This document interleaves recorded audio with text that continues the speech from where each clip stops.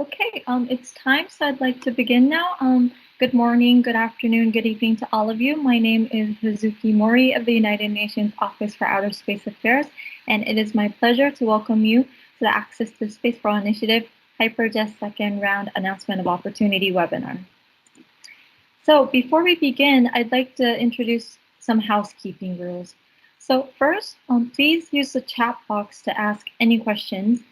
We will have a dedicated Q&A at the end, but you do not have to wait until then. If you have any questions, please feel free to write it in the chat box. Second, my colleague Wenbin will be active in the chat box, providing you with useful links, but he will be also providing a link to our questionnaire. Please make sure to answer the questionnaire before you leave. We would love to hear your feedback about the webinar.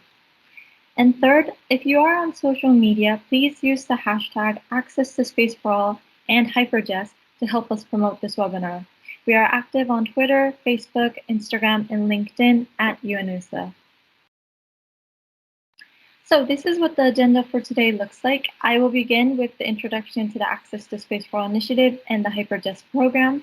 After that, I will give the floor to my colleague at the European Space Agency, Mr. Jack van Loon, for the introduction of the European Space Agency, the ESTEC Center, and the Large Diameter Centrifuge facility.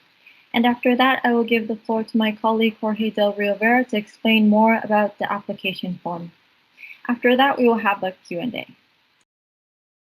So I'd like to now dive into the Access to Space for All initiative. I'm not sure how many of you are aware of the initiative. I'm not sure of how many people that participated in our past webinars, but I will give you a brief overview. So UNOOSA has been providing theoretical knowledge through regional centers, fellowships, workshops, and trainings. But to answer the needs of the hands-on practical opportunities, this initiative was organized in 2018. As you can see here, the goal of the Access to Space for All initiative is to provide research and orbital opportunities for UN member states to access to space and to ensure that the benefits of space are truly accessible to all. And we realize this by providing access to unique ground and space infrastructures that are usually too costly or non-accessible to developing countries, and we do this free of charge. As you can see there, we have a wide range of intergovernmental and industry partners, and partnerships are a distinctive feature of our Access to Space for All initiative. Our partners are the ones who provide the access to the state-of-the-art facilities and infrastructures, and they provide the support of the development of the technical and scientific capabilities. So this page shows the core values of our initiative. So first, through the initiative, we provide hands-on capacity from A to Z. What I mean by A to Z is the path to begin small and leading to complex skills. And we do this in a responsible and sustainable way by providing structures and opportunities to comply with international guidelines. The second core value is the social impact to your country, region, and young generations. So the initiative brings a lot of social impact through inspiring young generations and also providing more interest, which will lead to enlarging the chance for more investment in science, technology, and innovation, STI. Third, the initiative fosters international cooperation between the partners from the spacefaring nations and the teams that are applying. Also, these days, we see a lot of international teams that apply. So 2 different countries in one team. So we see international cooperation within that as well. And last but not least, our initiative provides cutting-edge skills for jobs and other opportunities. So all the benefits mentioned in the slide before all link to the 17 Sustainable Development Goals of the 2030 Agenda for Sustainable Development. I hope you all are aware of the SDGs. So this agenda has been adopted by all member states and is a desirable direction of transformation. And we'd really like to emphasize that space is relevant and can help to achieve these goals. As an initiative, we foster SDG number 4, quality education, number 8, decent work and economic growth, and number 9, industry, innovation, and infrastructure. The technology and infrastructure that the participating teams achieve and build, the applications coming from the different projects that they bring, and the partnerships that they form through the initiative all contribute to the SDGs. Here in this slide are some examples of the links between the projects that the applicants bring and the SDGs. For example, the second round winner of drop tests, which is an opportunity to conduct microgravity experiments at the Bremen Drop Tower, well, they tested the effects of nitinol in microgravity, which is a material used in the medical field for manufacturing heart emulators. It allowed them to understand the material more in detail, which is helping to number 3, good health and well-being. Another example from drop test is that there was a team that was involved in developing the low-cost ventilator for the fight against COVID-19. This demonstrates that the skills acquired through developing drop test experiments has a wide range of valuable outcomes.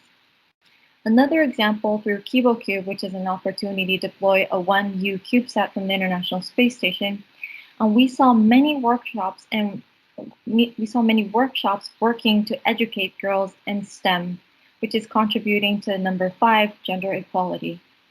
Another example from KiboCube is Quetzal-1, which is the first satellite of Guatemala. This mission monitored the concentration of harmful bacteria over the water in Guatemala. This also contributes to number 6, clean water and sanitation. So as you can see here, the different projects have various links to the SDGs. So currently, this is what our Access to Spaceport initiative looks like. We have 8 hands-on opportunities organized under 3 different overarching themes that we call tracks. And these tracks offer gradual learning steps that help participants develop capabilities in a responsible and sustainable manner. The hypergravity and microgravity track that you see on top is designed with the end goal of developing the capacity of running space experiments on board orbital vehicles or space stations. As you can see on the left side, we have our on-ground opportunities. One is drop test that I've mentioned earlier. The second is HyperGES that we are going to explain more in detail today. And on the right-hand side, you will see the opportunities on orbit. So one is utilizing the Bartolomeo platform, another is one utilizing the Chinese space station, and another one is with the Dream Chaser vehicle. Besides that, we have the satellite development track, which is aiming to build capacity to develop, operate, and utilize the satellite. And microgravity experiments can be conducted here as well. So this is another step to the hypergravity and microgravity track. Currently, we have KiboCube open, as well as HyperGES. So if you're interested in KiboCube, please make sure to check that webpage out as well. And last but not least, we also have the exploration track, which is set to cover aspects related to space exploration beyond the geostationary orbit. Currently, we have one opportunity called ISONScope, which is the provision of telescopes. So besides the initiative, we are working to have other components that will support the hands-on components that I've explained earlier. Our initiative is in working progress, and we are working to expand our support. So the tool component that you see on the left-hand side will introduce how to use tools such as software, open platforms, systems, which are developed all around the world, and we will help provide information about these tools that could help the applicants utilize them when you do your hands-on opportunities. The education component you see on the right will provide the theoretical foundation to participate in the hands-on opportunities that I've mentioned earlier, but to also utilize the tools that we will be giving in the tool component. So as you can see here, this is the content of what we have imagined now. So under the tool component, we will bring together information on different types of tools, for example, designing, planning, calculating, analyzing, validating, and testing that will help the hands-on opportunities. Under the education component, we will bring information about webinars, workshops, trainings, massive online courses, MOOCs, teachers' guides, curriculums, and fellowships. The ones in gray are the ones that we are working on right now. The ones in black are the ones that we already have. So we do have a series of webinars regarding hypergravity and microgravity. We have been conducting webinars for each of the opportunities as well. We have workshops and trainings happening at the moment. And we do have teachers' guides to utilize, that teachers can utilize as well. We also have a fellowship that is also currently open right now. It's called PNST, the Postgraduate Study on Nanosatellite Technology, which is an opportunity to study about satellite technology, satellite technology in Japan. So if you're interested in PNST, please make sure to check that fellowship out as well. But as you can see here, we are providing more information and more components that can help you to actually participate in our hands-on opportunities. So let's get into HyperGES. HyperGES is a cooperation program between UNOOSA and the European Space Agency, and it started from 2019. It aims to provide opportunities to scientists and researchers with a team of students, and they all must be from UN member states. And the opportunity is to conduct their own hypergravity experiments at the Large Diameter Centrifuge facility located at ESTEC in the Netherlands. So what is special about HyperGES? Experiments in hypergravity environments can be used to advance research in different scientific fields such as biology, medicine, material science, and fluid dynamics. And they represent an achievable entry point to acquire new knowledge and technology. The LDC facility, which will be explained more in detail later by Jack, is a very unique facility that accommodates 80 kilo of payload. 80 kilo of payload, and is very flexible in the different experiment scenarios that you can conduct. And HyperGES is a very nice project in a way that international air tickets will be funded by UNOOSA for the team, and technical support and local accommodation will be provided by ESA. So all the applicant has to do is to build your experiment and bring with you to the Netherlands. HyperGES is contributing to the SDGs below, which is 4, 8, 9. By fostering innovation and supporting education and training on skill sets. So I'd like to introduce more in detail about how to apply to this second round that is open right now. So all the documents can be found on our website that you see there, which is the HyperGES rounds page. As you can see there, we have documents ready for you. Please make sure to read the announcement of opportunity document. It has all the information about this round. And also please make sure to read the application template in detail. My colleague Jorge will be explaining more about this template later on. And as you can see there, we have a lot of reference materials that will be helpful for you. And of course, you will need to read them as there are some technical interfaces for the LDC facility. So please make sure to check out all the documents that are on this website. Also, we have a bunch of webinars that can help you to build your application form.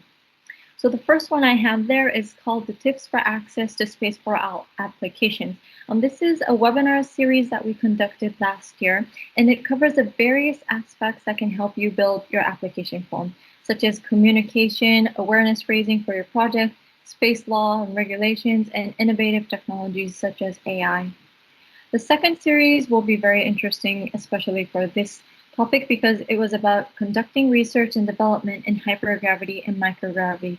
So this was a 9-webinar series that provided an overview of the fundamentals, special characteristics, and advantages of hypergravity microgravity experiments, and it provided further insights on the types of the research that you can do, the applications, and how to actually develop the experiments for this unique environment. So please make sure to check these webinars out as well. I think it will be very helpful. So I will dive into the announcement of opportunity document. It is actually a PDF document, but I have extracted the important parts out here.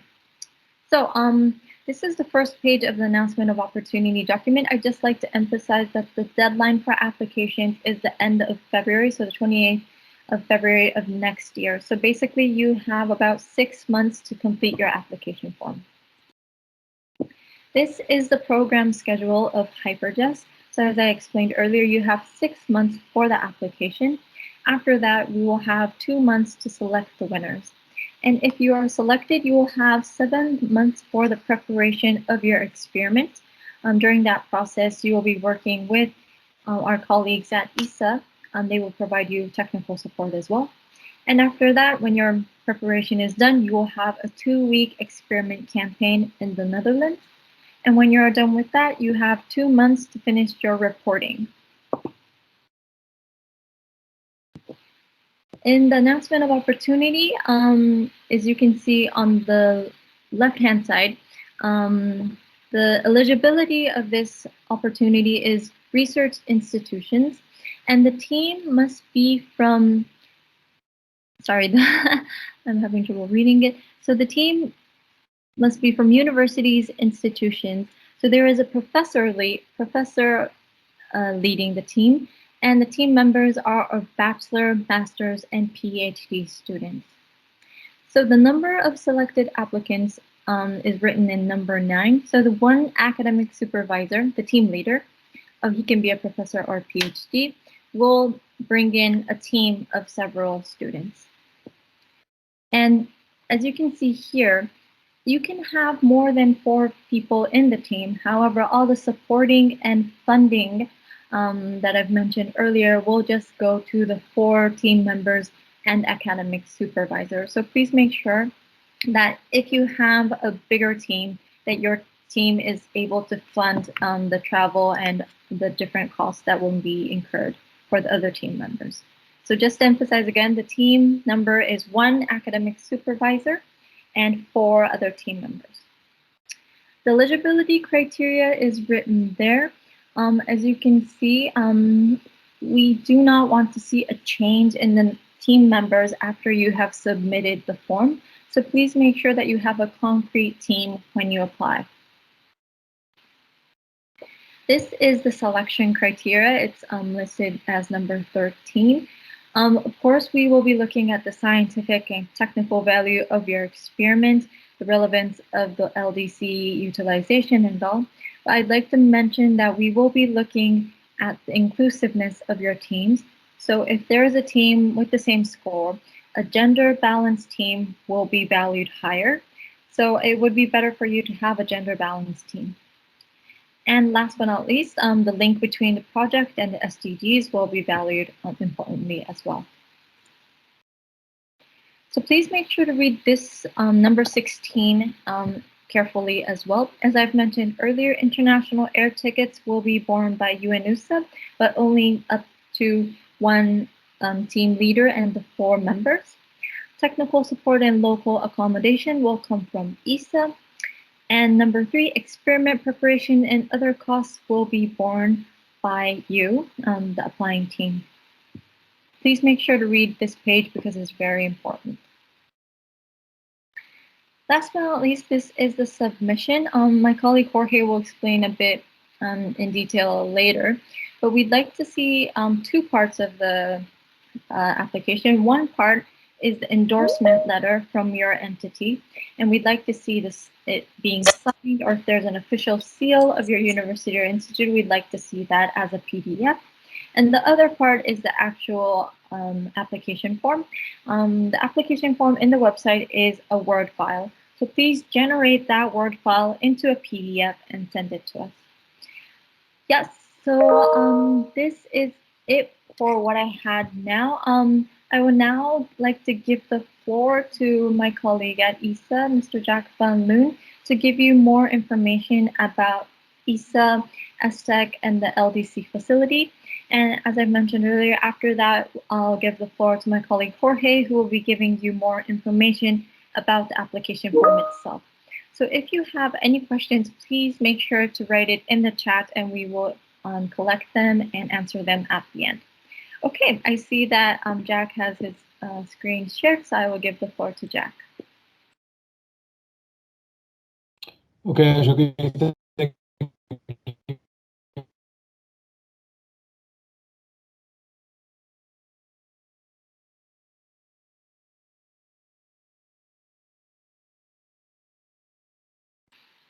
might be something wrong. Yeah, I can. Are you still hearing me? Yeah, I can hear you now. Okay. I don't know, I have very bad connection, but I will try my best to work around this. So yeah, I work at ESA ESTEC, the European Space Agency technology facility in Noordwijk. to say some words about the European Space Agency, ESA. In its current form, it was started in 1975 with about 10 European member states, as you see them here. Over the years, and this is from 2020, we have 22 full members, also some associated members to ESA, like Canada, as you see here. So the ESA establishments, headquarters of ESA is in Paris, and then you have facilities in Rome, Noordwijk, ESTEC. ESTEC is the largest facility, Darmstadt for communication, Cologne for the astronaut center, Madrid for the astronomy center, Oxfordshire in the UK, Redu in Belgium, and Kourou, of course, as the launch site for the main launch site for ESA rockets. The ESA facility, ESTEC, the technology facility in Noordwijk, the Netherlands, it's really on the on the edge of the country, let's say, because these are the dunes you see here very vaguely, and this even more vaguely part at the back. That summertime, it's a great place to be in Noordwijk. And if you look close here, where the large centrifuge is to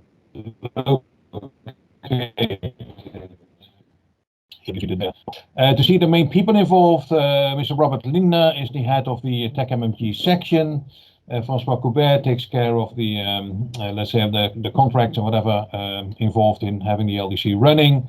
My partner in crime, Alan Dowson, he's responsible for the whole lab and running it, and I'm a facility manager or responsible for operating and organizing the activities for the Large Diameter Centrifuge.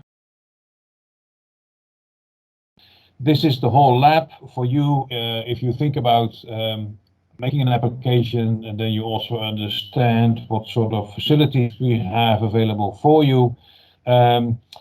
Of course, the centrifuge, we have a preparation room here where we also have parts of the Melissa, the ESA Life Support Program. We have a support lab where we have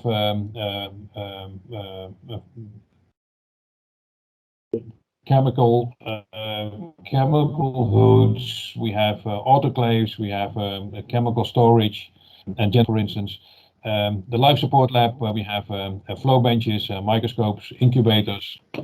The clean room, which is probably not used in this program, but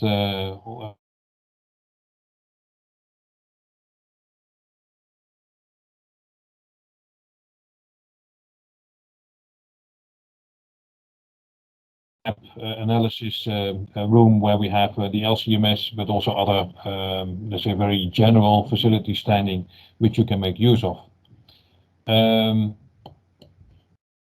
Next slide, and then of course in the last part in the preparation lab, the gravity lab, we also have the random positioning machine for microgravity simulation and another small centrifuge. These are some images of the facilities I just showed you. The main lab, what you see here, with flow benches, incubators, microscopes, very small at the back. This support lab, where you have the chemical hood and the -80 and the water supplies, the demi-water and the millicube water. Meeting room, the wet lab with some general facilities, shakers, incubators, balances, what have you. Very small workshop. If simple things need to be done on the hardware, things need to be adjusted. There is a very large workshop as well on site, where we really need to have some things changed, and we can go over there. We have the preparation room for the actual LDC. LDC you see here at the back, and here is the control room for the LDC. See the LDC here, where you have mainly the two main things you see here. This is the system to control the actual running of the centrifuge, and this system here is then for the actual experiments, where you can see your experiment or control your experiment, which is inside one of the gondolas while running. And of course, we also have some security cameras where we can see what is happening in the gondola while running at the desired G level. So why would you do, hypergravity experiment? And this is a bit, let's say maybe an older image, but it makes the point. If we are interested in gravity, you have to look at gravity from nearly zero, as we know from, ISS or CSS or free flyers, up to an increased gravity, or whatever the increased gravity is for your particular experiment. So if we go into flight, let's say the classical points to explore is to look into, microgravity, the effect of microgravity on your sample, and compare that to your 1G situation as you have on Earth. So now with in-flight centrifuges, you see also that you can look into, for instance, Mars, Moon or Mars G levels, and to see, what these partial G levels do to your system or within your system. On the other hand, if we look into ground-based research, and there we can use the centrifuges like the LDC, we can look into various levels of G and to see how your system responds to these various levels of G. And we can also extrapolate that. I'll explain you that in the next slide. But basically, if you're interested in gravity as such, I think you should explore the full gravity spectrum, and not only go to microgravity. Although for some applications, you really need only microgravity to be able to explore that. So this is the large diameter centrifuge. It has 4 arms. You see one arm here. Each arm can in principle hold two gondolas. They are free swinging out. So as soon as you increase the speed of the centrifuge, they will swing out. They will swing out more. In total, you can have six gondolas on the centrifuge. So there's enough. That's enough room to accommodate your experiment. So again, this is a bit similar image or picture I showed you before, but this is to explain the gravity continuum protocol you might be able to use if you apply for this within the HyperGES program.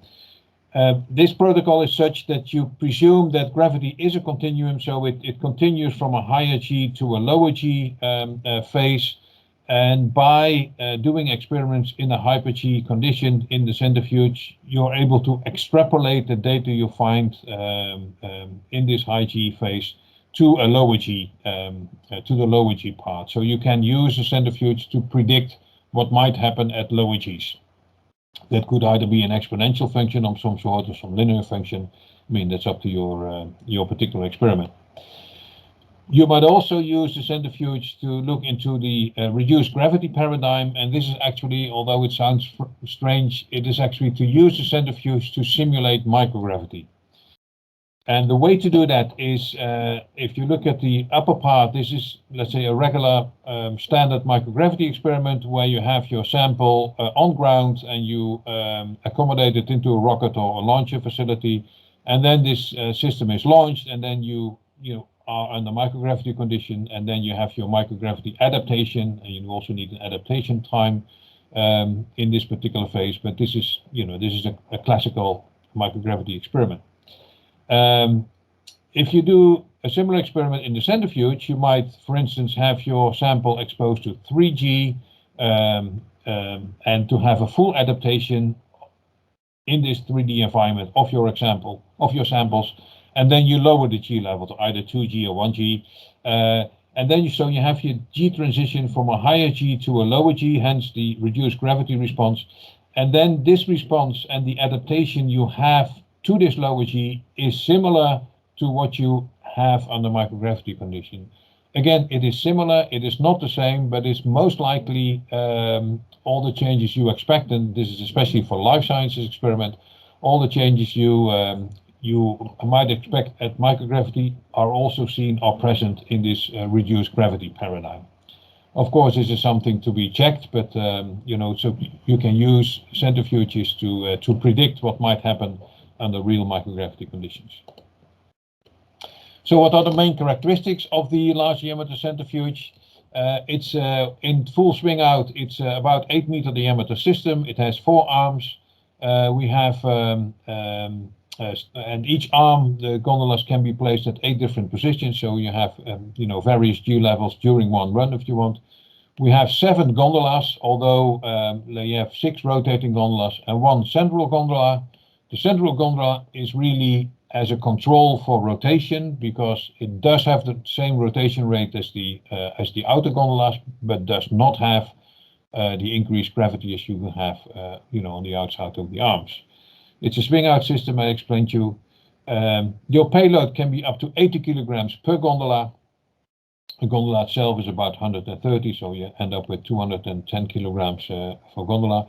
We have a maximum of 20 G at the floor of the gondola, 20 times Earth gravity, and this is the capacity of the motor to drive the system.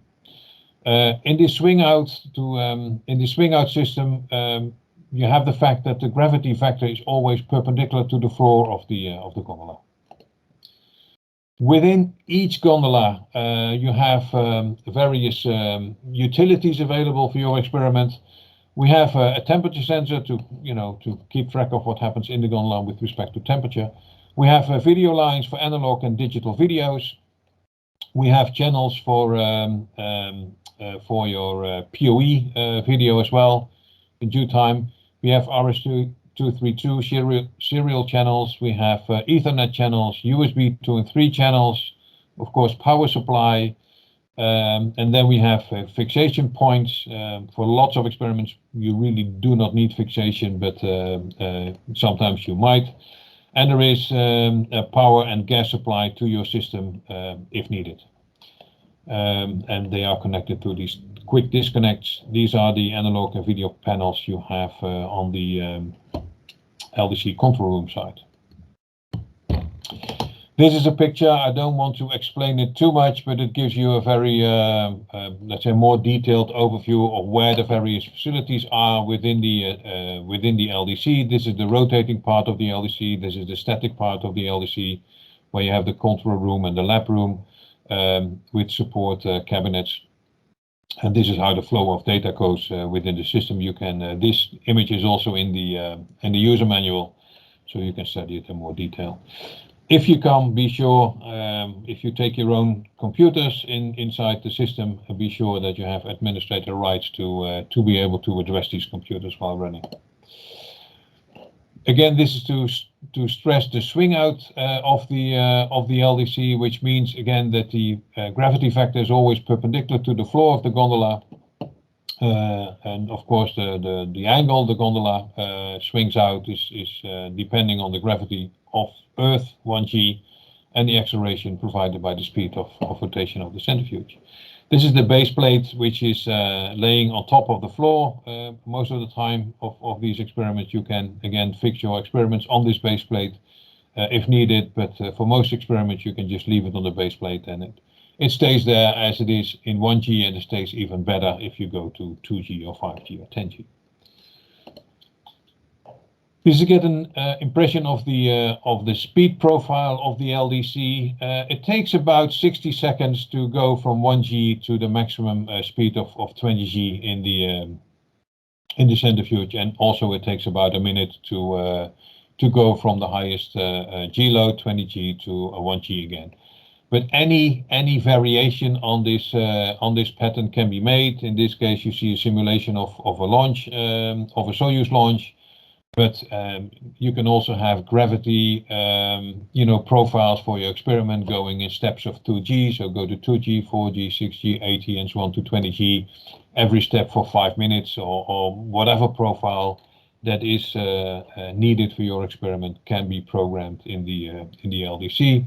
We have only a couple of weeks experiment time for the LDC, but and actually we can run it continuously for 2 weeks if needed.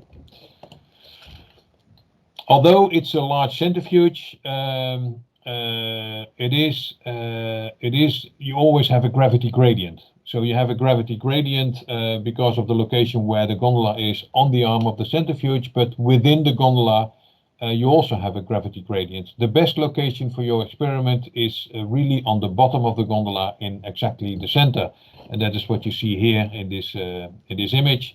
As soon as you deviate from the center, you have a different, and most of the time lower G level than what you have on the floor. So you have to keep that in mind while developing your hardware. And if you're not sure about it, then keep in touch with us so we can guide you on that. These are some LDC configuration or experiments capacities we have.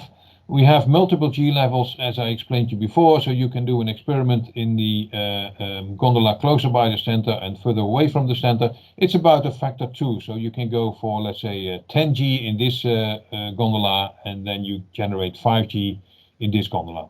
The other thing is that you can work in different temperatures, especially for life sciences and mammalian work and cells or animals. You could adjust the temperature mainly by adding incubators to the system, incubators that are compatible with 20G, by the way. Not all of them are. You can also use multiple gondolas if your experiment does not fit in one. Here you see an example of experiment we did some time ago with metal alloys solidification, where you have the experiment sitting in one gondola. We have connection between the neighboring gondola, where you here had power supplies and other guiding electronics for your experiment. So although it might not all fit in one gondola, we can use part of another gondola to accommodate your equipment. You can work on accommodating and building up your experiment in the gondolas in the lab, so that's sometimes easier to do, and then transport the whole gondola on the LDC arm when you are ready. Some other experiment configurations here. Here we have an impact study. There was one of the earlier studies where we really had a projectile coming from a gun, actually at the top here, shoot into some sort of regolith to see what the impact could be on celestial bodies. Here we have a CRAP where we looked into neurovestibular responses in this CRAP in different G levels. Mass and heat transfer, where we used a lot of liquid, what you see here in tanks in the center, to cool down the facility or the experiment inside the gondola. Planetary glaciers, a model system to simulate glaciers on a small scale. Bubble experiments, you also see a bubble experiment here going to different G levels. High-speed camera we used for that. Bubble generation, we used a lot of cameras. I think we had 5 or 6 cameras monitoring that experiment. This is an experiment where we had zebrafish exposed to higher G. We combined it also with microgravity simulation, the random positioning machine experiments. And this is some studies where we had either here a light sheet microscope, which is capable of being exposed to high G, I think this up to 8G, or the EVOS M7 microscope, which can be used for live cell imaging, and it goes up to about 15G, this system. So you can monitor your cells or your experiment while running. So with regard to the HyperGES proposal, what should be clearly addressed in your proposal, so please think about it. Be sure why you need to use the LDC. So why do you need a high G environment for your particular experiment? So use the LDC for regular hypergravity studies and launch simulations, as I showed you before, or to have these reduced gravity paradigm scheme for your experiment, or the the gravity continuum paradigm. Science and application background rationale. Why would you do this experiment? And please, use as much literature and references as possible in open source literature. So how to use the LDC, identify what parameters you need to measure and how, either online or post-exposure. So please identify that in your proposal. Show a preliminary hardware configuration. It doesn't have to be detailed, or you need to solve all the issues, because that will be done when you get selected and when you are developing your hardware. But at least, the top level should be identified, so we can identify how this can work in the LDC. Think about the schedule and logistics. It's important. especially if you have long lead items or other things you need to wait for, or you need time to develop it. So please identify that. How to communicate your results, so how to report it. I think it's very good to present them in peer-reviewed science papers, conference presentations, and of course the social media you have. And before the upload, really go and to check all the parts of your proposal before completing and uploading it. So this PDF file will be available for you for download, and if you do that, you can go to all these links here, where we provide you links to experiments that have been done in the LDC in the various disciplines. So here in cell biology in yellow, in plant biology, animal physiology, fluid physics, plasma physics, geology and planetary work, technology and material sciences, and here you have the papers, the peer-reviewed papers published in science journals that you can refer to. So with this, any questions or remarks, don't wait asking. We have a question and answer session at the end of this. And otherwise, keep send me an email or send an email to UNOOSA if you need any additional information. And here you have some more information on where to find the lab. So with this, I want to thank you. Thank you so much, Jack, for this detailed presentation. If you have any questions said, please make sure to put it in the chat. Okay, now I introduce my colleague Jorge to the floor, who will be giving you a more detailed explanation about the application form. There was a lot of advice from Jack that you can use, but yeah, I will invite Jorge so that he can explain more about the application form. Thank you, Hazuki.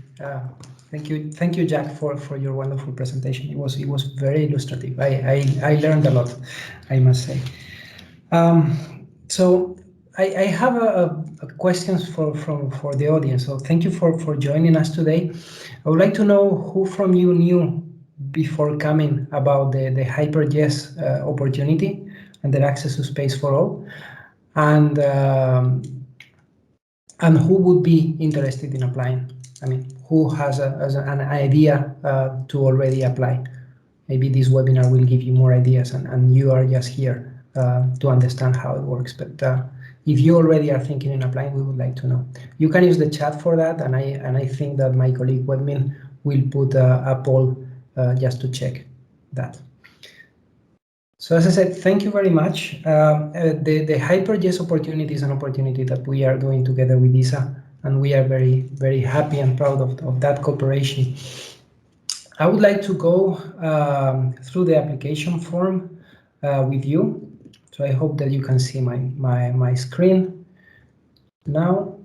Oops, this I don't know why it's staying on top now.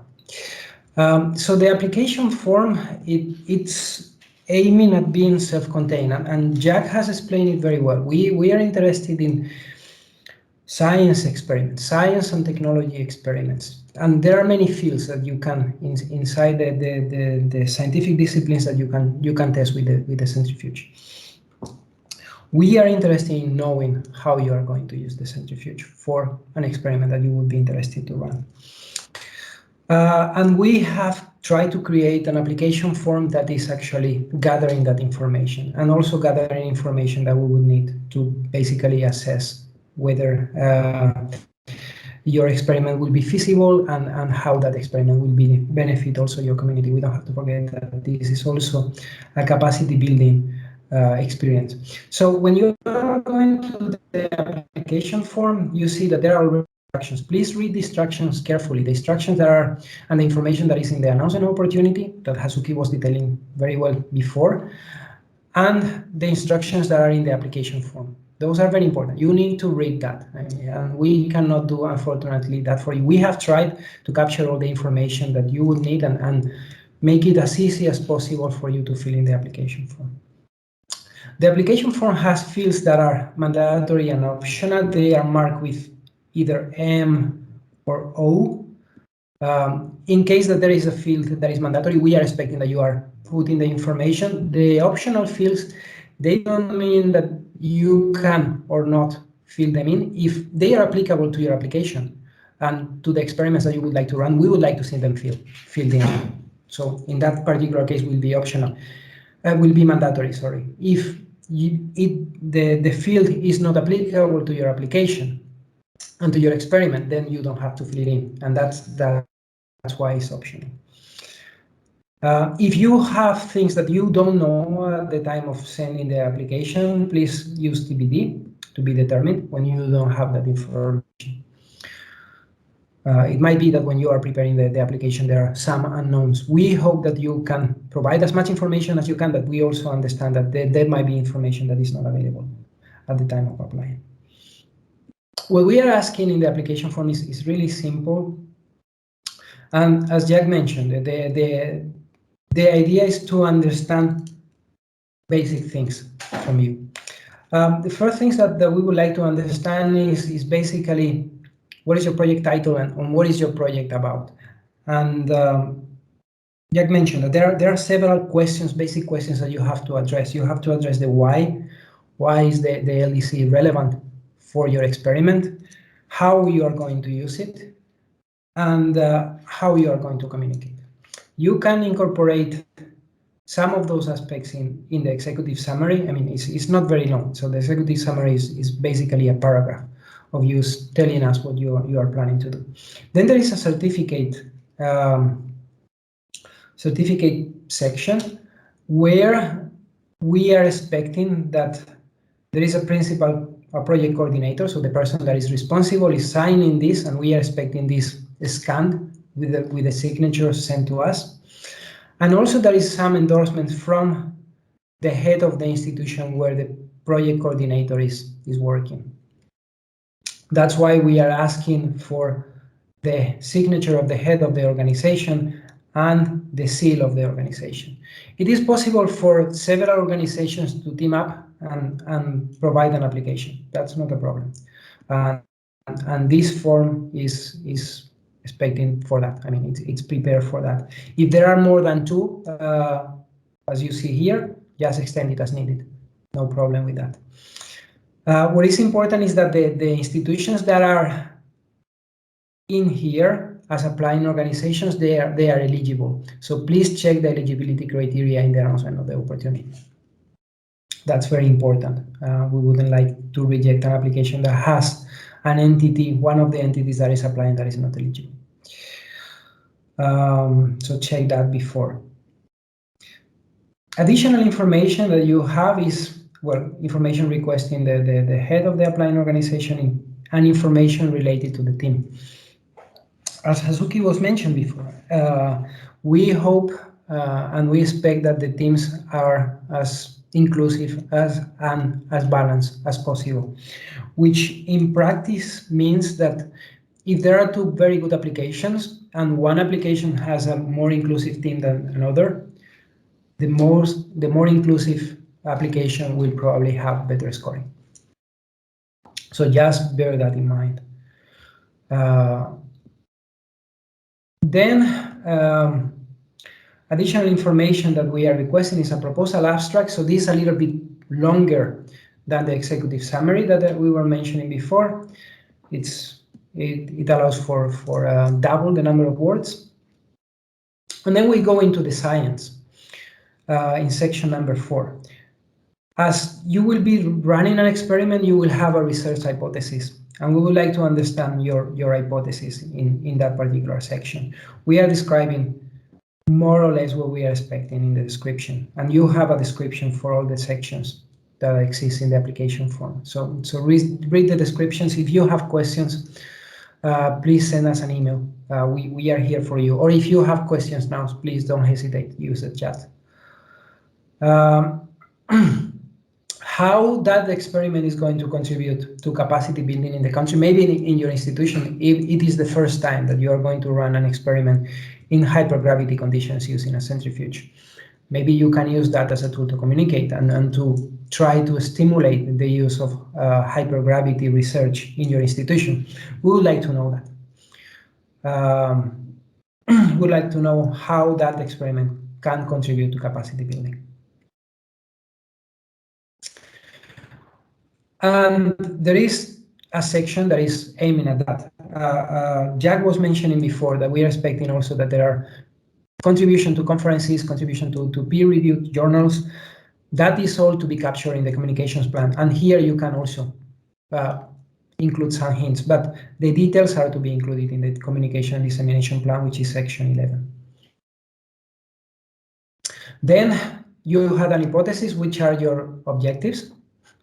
What are you expecting to achieve, and which objectives and related to your hypothesis would like to test and to realize. And if the objectives should be measurable, because I mean you're doing science. You may have a hypothesis that says, okay, I would like to confirm that wherever plant is resistant up to a number of Gs, because we would like to send that plant into space, and we have a rocket, and the rocket has this gravity profile, and it will suffer hypergravity acceleration during launch. Okay, so you have research hypothesis is what we think that maybe the plan is going to survive, and the plan is going to survive because of blah blah blah. So that's your hypothesis, and how you are going to measure that. So which are your objectives in this section? For instance, the plant has to, because of the rocket profile, the plant has to resist hypergravity condition of 2 Gs during, I don't know, 30 minutes. And that's an exaggeration for a rocket. But there you have specified the gravity level, for instance, and the time that you are going to be exposing the plant. So those are the things that we would like to see here, because at the end, that is going to determine how you're going to run your experiment. I mean, that's a very basic example. Then we would like to see also how that research is contributing to the Sustainable Development Goals. That's important because we would like to see how space, and we would like to demonstrate through all the opportunities that we have under Access to Space for All, how space is contributing to and benefiting humankind. For the Sustainable Development Goals, I mean, don't be worried. It's not complicated. Hazuki was providing some examples earlier, but if you basically do a search in any search engine about the Sustainable Development Goals, you will discover that there are 70 Sustainable Development Goals. There are these ones that are here, and they are very high level, which means that it's very easy to make a match between your experiment and some of the goals. For instance, testing that plant. Maybe you are testing the hypergravity conditions of that plant, and that plant is a very interesting food resource for in space. It's going to be a food resource in space, using in colonies in space, or in space stations, or in the moon. So maybe, well, maybe not. In that particular case, there will be a connection to zero hunger, because understanding better how that plant reacts, you will have more knowledge about the plant, and maybe you can utilize that plant better, and then you can put the conditions of the plant to basically to reproduce better here on Earth or in space, and becoming a valuable food source. There are other education experiments that you can run. I mean, you can, for instance, test the behavior of robotic arms in hypergravity conditions, and to see how the arms are behaving, because maybe you want to put robotic arms in a rocket again. So there you have, for instance, if you are using robotic arms, you will probably have a connection with goal number 9. Something very important about the Sustainable Development Goals is that when you are going inside one of the goals, the goals are very high level, but there are targets and indicators. So if you can make the connection to the targets and indicators that are inside, is better. What we want with that is that you are understanding the 2030 Agenda for Sustainable Development, and you are thinking in the context of how your experiment can benefit humankind. And maybe there are no direct benefits, but we would like to see that you have done that exercise in that particular section. So here we are already saying that HyperGES is contributing to Sustainable Development number 4, which is quality education, and Sustainable Development 8, decent work and economic growth. I mean, we expect that skills are developed inside the institution, which is facilitating the work of students and other personnel in the institution. And SDG number 9, industry, innovation, infrastructure, developing, for instance, technology and further knowledge. In here, which are the outcomes that you are expecting of your experiment? Again, we are trying to simplify this as maximum as possible. Don't provide like a long explanation. All these fields are very reduced in the number of words. So what we are expecting there is a paragraph. We don't want to complicate your life in the sense of what you have to focus on is your experiment. But we would like to understand what you are expecting as an outcome and what is the novelty and possible evolutions of the experiment that you are running, which are the possibilities towards the future. If this is a cooperation between the several entities, and there you see a no, because if it is not, you don't have to fill that particular section, then explain what is the role of the different entities that are participating there in your application. And in here, what we're expecting is our breakdown structure that explains the share of the work more in a more detailed manner. Maybe one institution is going to be testing the experiment that you are going to put in the gondola, in the centrifuge, and maybe the other part of the other institution is basically developing the hardware for the experiment. So we would like to understand how the work is distributed, and the easiest way we feel is our breakdown structure. So you divide the work into smaller units that have deliverables, which is basically our package, and in each of the work packages you are explaining what is the share of the work of the different institutions. And we just want to understand. We are not imposing any instruction. This is mandatory because in case there are not two institutions, in case there is only a team, we would like to understand what is the role of the different team members. That's it, just to understand if the profile of the member is matching basically the work of the person that the person is doing, or maybe the person is going to actually acquire new knowledge. Then we would like to see requirements for each of the variables that you are going to measure.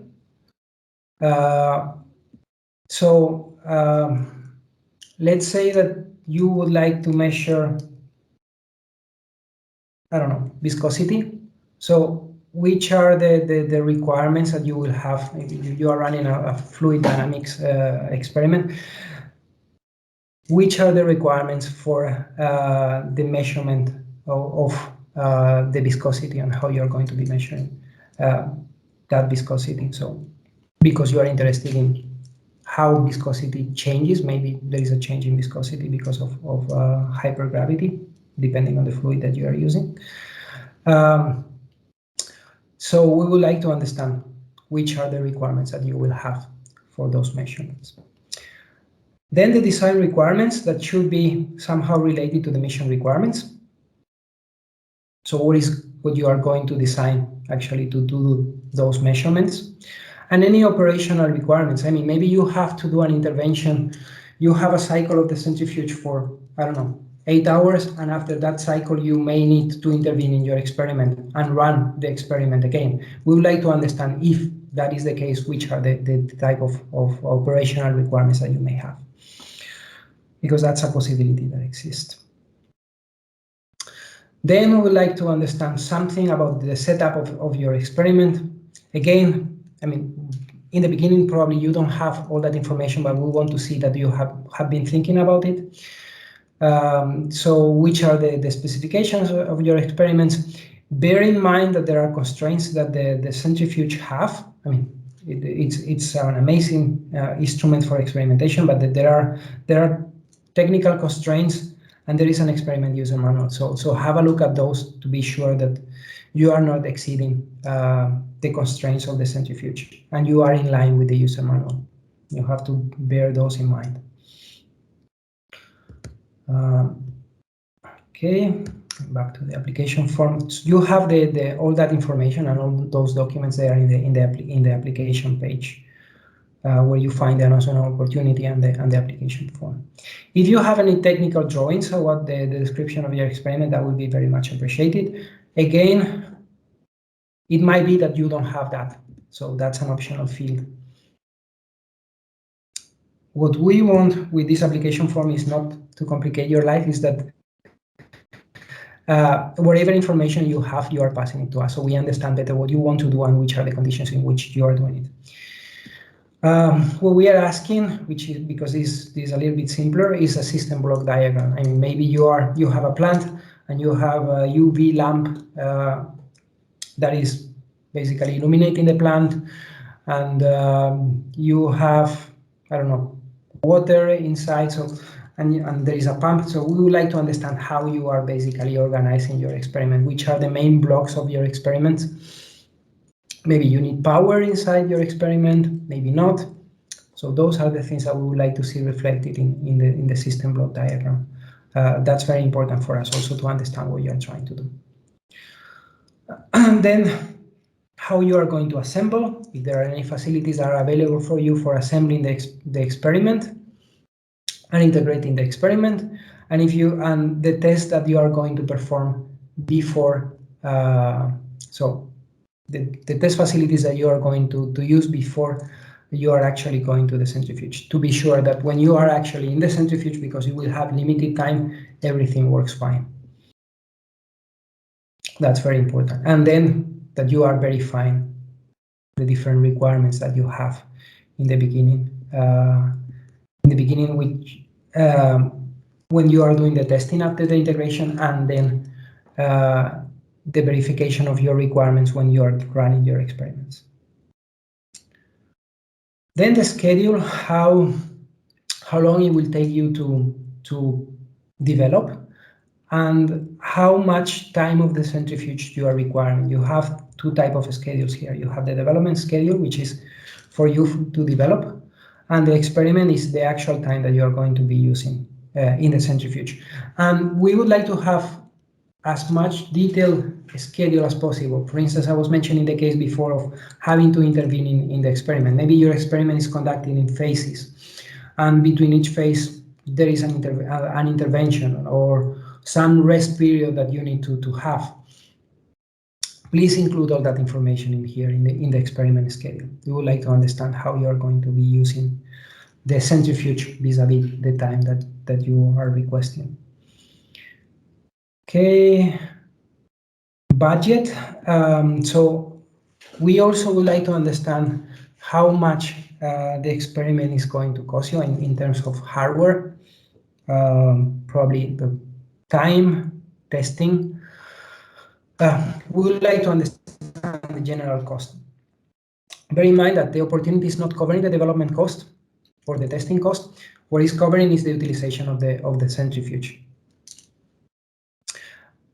So for that, we would like to have your cost estimate for the development of the experiment, and which part of that budget you have secured. I mean, it might be that because you're working in an institution that has a reserve budget, that you have budget already available, or maybe you are trying to secure some budget.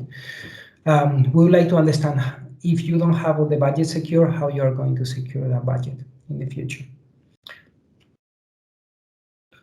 Then if there are any customs that need to be taken into account, so that you are checking actually the transportation requirements for bringing your experiment to the Netherlands, to Noordwijk, where the centrifuge is. Maybe you have to foresee custom arrangements because of the materials that you are transporting are special. So please check that at the time of preparing your application. We wouldn't like that, the time arrives and you are stuck in customs when trying to go to ESTEC to run your experiment. I mean, maybe there are no specific conditions because your experiment is simple, but we would like to understand that you have checked those requirements. In section 10, what we are asking is basically feasibility and risk analysis, is which things can go wrong when you are preparing your experiment, and even when you are performing your experiment, and what are your mitigation plans for those issues. Let's say that you are developing your experiment, but you have a test facility that you are planning to use in your institution. It might be, given the current situation, that there is a lockdown and you cannot access that facility. What would be the impact of that happening, and how would you mitigate that, if there is any mitigation action? We would like to understand that you have evaluated the different risks in putting the experiment together. Again, this is not for complicating your life. It's just for us to also evaluate the feasibility of your experiment. I mean, normally scientific experiments, they don't carry much risk depending on the experiment. So, but we would like to understand if there are any risks. I mean, if you are transporting, for instance, plants or a biological culture, if there are risks that that biological culture will die with the transport or things like that. And how would you mitigate that not happening, for that not to happen? Then the communication and dissemination plan. Jack was pointing out to different experiments that have been run in the centrifuge, and if you are searching for those experiments, you will see that there have been a lot of peer-reviewed publications and contributions to congresses. We would like to understand what are your intentions vis-a-vis that, and we would like to also understand how you are going to communicate inside your country that you are basically running this experiment. I mean, the experiment is mainly for science, but it's also a very good communication opportunity. The previous awardee of this opportunity, they were saying that they had invitations from schools basically for explaining how the experience was. It was not that much about the experiment itself. It was about the experience of having applied to an opportunity jointly that is jointly put together by the European Space Agency, by the Office for Outer Space Affairs in the United Nations, how that international cooperation was happening, and basic questions from the kids in the school. So maybe you are thinking in also doing some outreach of that kind. We would like to know that, and use please the communication and dissemination plan for that purpose. Concerning supporting documents, we are not asking that you are putting the supporting documents inside your application. What we are asking here in this section is a list. You will put that together in the documentation package that you are sending to us. But by putting the list here, we are sure, and you have an additional assurance that you are not missing any supporting document that you would like to put. So you will have the list, you will have your documents. We can use also the list on our end to check whether all the documents that you were planning to submit have been submitted. It might be that you have the support from your institution. You will have document 1, which is basically that. Hazuki was explaining that in the beginning, which is your institution saying, yeah, we are fully backing this experiment. But maybe you have other support. I mean, maybe you are doing some testing in a outside facility that is not belonging to institution. Maybe you can collect a support letter from that other party that is providing you some resources like access to test facilities. Or maybe you can have supporting letters from some contributors that are providing you funding. All that is useful information for us. So please don't hesitate to include the list of those documents here and attach those contributions to your application. Include them in the documentation package you are submitting to us. And then any abbreviation or references. In the space world, we are very much used to acronyms, and we think that everybody understands when we are speaking acronyms, and actually that's not true. And it might be that you are using an acronym in a way that I'm using in another way and Jack using in a completely different way. So please, if you're using abbreviations and references, include them there. It will help us understanding what you are trying to communicate to us. And basically that's it. I mean, don't overcomplicate your application form. Include the information that we are requesting for. Sometimes we have put limits in the number of characters. Try to respect those limits because that's basically to simplify your life. Right? Provide a succinct description of what you would like to do. It's not aimed at being an application form of 300 pages. And I think that's all from my side. Maybe Jack, you would like to complement or add or correct any of the things that I have mentioned? No, I think that is pretty complete, Jorge. Thank you very much. I think, and there's also an explanation in the document itself. So, and again, if you still have questions, you can always contact UNOOSA or ESA for any explanation during your application process. Thank you so much, Jorge, for that detailed explanation. There was a lot of information for all of you, I know that, but please make sure to check out the documents and read them. You still have 6 months to read the whole application form and the announcement of opportunity and the related documents. So yeah, I know there's a lot, but you still have time. So please make sure to check out everything. So now I'd like to move on to the Q&A. If you have any more questions, please make sure to write them in now because we will start answering them. So the first question was from Daniela, asking about the manual to understand the technical capabilities. I saw that my colleague Wenbin has already provided the answer in the chat, but it is on our website. We have it is under reference materials. So if you can check out our website, I think you can find the manual. But Jack, if there's anything you want to say about ESA's manuals for the Large Diameter Centrifuge facility, if there's anything you'd like to add on that? No, I don't know what the specific question is, so I cannot, I cannot answer. Thank you. On our website, we have, give me a second, we have under reference documents, the ESA Large Diameter Centrifuge summary. We have the LDC Experimenter User Manual. We have the LDC Technical Constraints, and we have example of past experiments. So I hope that these documents will answer your question, Daniela. Okay, the next question was from Margaretin. Is it possible to do biological experiments, for example, plants? For example? For plants. Plants, yeah. No, sure. We've done quite some experiments in the past using plants. Of course, the model Arabidopsis plants, but also Brassica we use for some experiments. So that can be easily done. You can make, we can accommodate growth chambers or whatever is required for a particular experiment. So yes, that is possible.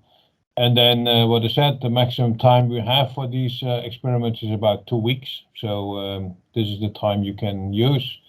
If you need more time, we have to think of something else. But yeah, plants experiments are quite common for the LDC. Thank you so much, Jack. And as he had in his presentation in the last page, there are a bunch of past experiments that you can look into. We will be publishing our presentation and Jack's presentation later on the website. So please make sure to check his presentation out later. I see another question. Is it possible to fix the angle between the arm of the LDC and the gondola? In principle, that is possible. I'd like to know why you want to do this. So if you have a particular application where the angle needs to be fixed, you have to identify why this needs to be done and what G level and so on. In principle, we can fix it. We've done it with smaller centrifuges in the past, so that is an option, although that needs some engineering adaptation of the system. The first question is from Susanna. Hello, thank you for these presentations. Are basic science experiments allowed, or do they have to have an application? Is that for me? Yeah. I would say it's an advantage. No, I'm a basic scientist myself, so I'm very much interested in novelties, in new things that might come from these sort of experiments instead of, let's say, gradual science. Gradual science is also needed. Applicable science is also needed, but I'm always very in favor of basic science and exploring the world in that sense.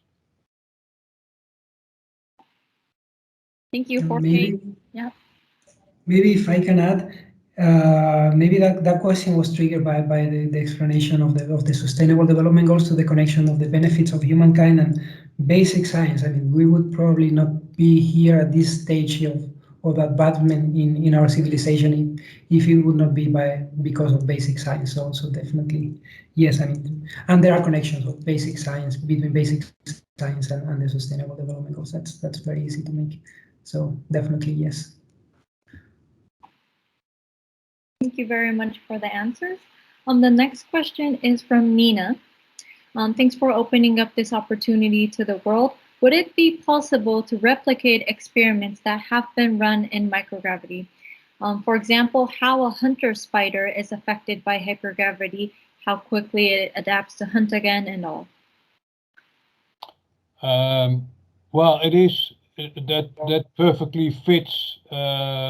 Let's say the use of a centrifuge, because you want to, for some experiments, you want to explore the full gravity spectrum. So yes, we often have experiments that either are flown on a parabolic flight or have been flown on the ISS or other platforms, and that are performed in the LDC for that particular reason.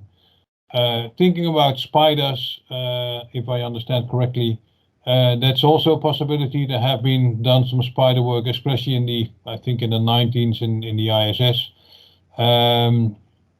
But yeah, that could be done. Yeah, although you have to take into account the time sometimes needed to adapt and to be able to spin a web and whatever. So, but that's definitely an experiment that could be done. Thank you, Jack. I'd like to add that.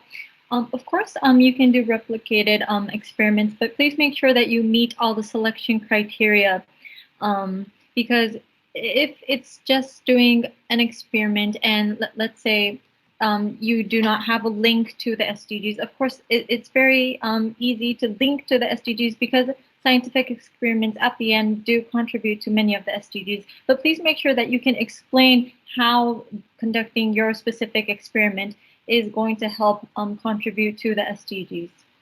Jorge, would you like to add something about this? No, not really. Okay, thank you very much. Sorry, I'm looking at the chat. I see another question from Susanna. Would you recommend any introductory material for those who do not have the technical knowledge? Susanna, one of the webinars that I've explained earlier, the Hypergravity Microgravity Track webinar series, will definitely help you. We've gone through many different scientific fields, explaining about how you can benefit from actually conducting experiments in microgravity and hypergravity in the different scientific fields. So please make sure to check our webinars out. Maybe, Jack, if you have any resources that that are a good learning step for people, for newcomers, I would say. Yeah, well, it's that's the reason I split it up, the publication from the LDC, from the different disciplines. So you have life sciences, cell biology, plant biology, and so on, or fluid physics. So go to some papers there. There's another book you might be interested to use. We did that book for ELGRA, the European Low Gravity Research Association. And it's edited by Danielle Baissans and myself.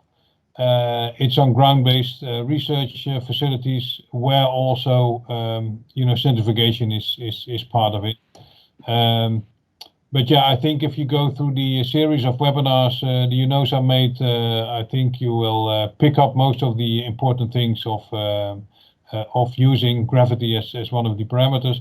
And if you have any additional specific questions, just drop me an email and I'll try to answer it.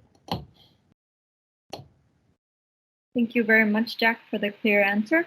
I see in the, Jorge, did you want to add something?